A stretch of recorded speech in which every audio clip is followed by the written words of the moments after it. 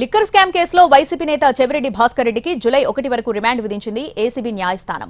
ఆయనతో పాటు అరెస్టైన వెంకటేష్ నాయుడుకు కూడా రిమాండ్ విధించింది. ఈ ఇద్దరిని విజయవాడ జిల్లా జైలుకు తరలించారు పోలీసు అధికారులు. అయితే తమపై అన్యాయంగా కేసులు బనాయిస్తున్నారని, వారందరికీ శిక్ష తప్పదన్నారు చెవిరెడ్డి.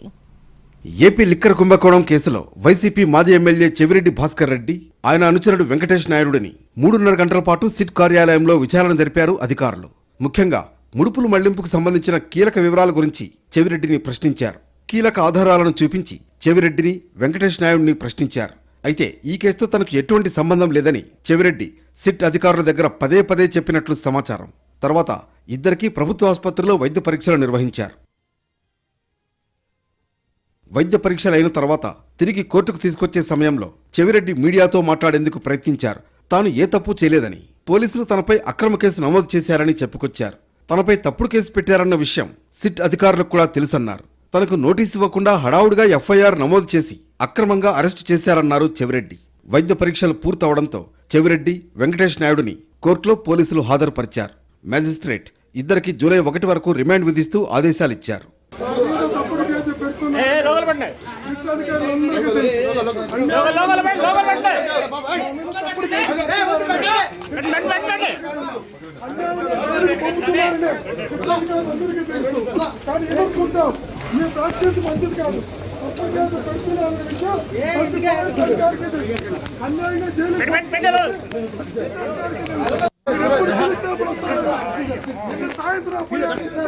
తప్పుడు కేసులు పెట్టడం మటుకు మంచిది కాదు.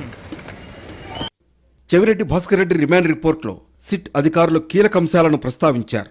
లిక్కర్ కేసులో ఏవన్ నిందితులు కేసిరెడ్డితో చెవిరెడ్డి రెగ్యులర్గా టచ్లో ఉన్నారన్నారు. విచారణ సంగతి తెలిసి పారిపోయేందుకు ప్రయత్నించారని ఆరోపించారు. లిక్కర్ ద్వారా వచ్చిన సొమ్ములను 2024 ఎన్నికల్లో ఖర్చు చేశారు. వివిధ ప్రాంతాల నుంచి డబ్బులు ఎలా తీసుకురావాలి, ఎక్కడెక్కడ ఎవరెవరికి పంచాలో చెవిరెడ్డే నిర్ణయించారన్నారు.